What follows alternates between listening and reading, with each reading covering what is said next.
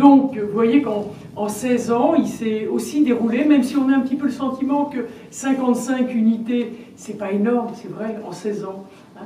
Mais en même temps, ce qui nous réjouit, c'est de nous dire, et nous aurons l'occasion de l'entendre tout à l'heure, c'est que nous avons souhaité, pour les 15 ans, qu'il y ait une évaluation. Vous vous souvenez, il y a 2 ans, la Voix de l'enfant avait initié elle-même une évaluation sur le mode de fonctionnement de vos unités, mais nous nous sommes dit que ce n'était pas sérieux, on ne s'évalue pas soi-même.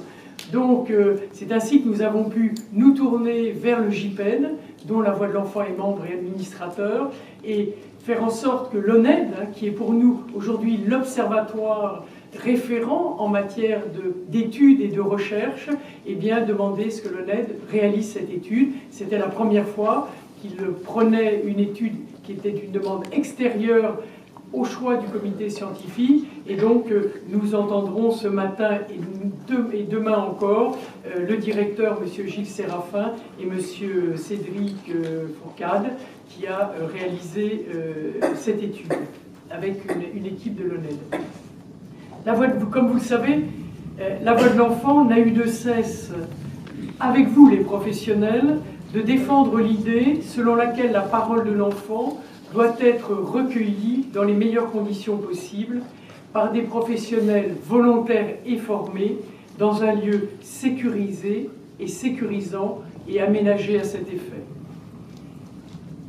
Avec vous, la Voix de l'enfant a toujours considéré que l'enfant qui fait des révélations d'agressions sexuelles, de violences physiques ou psychologiques, l'enfant qui est victime de négligence ou témoin de violences intrafamiliales, était un enfant souffrant avant d'être un enfant plaignant.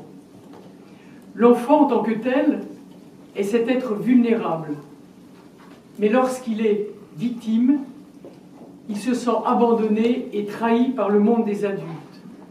Aussi, il nécessite une prise en charge spécifique, sécurisante et protectrice. Les unités d'accueil ont donc pour objectif de concilier les nécessités de l'enquête, de la manifestation de la vérité et l'aspect médico-psychosocial et tout ce qui fera après, mais qui sera bien différencié du judiciaire, cette prise en charge qui accompagnera l'enfant soit tout au long de la procédure, soit dans le cadre de soins.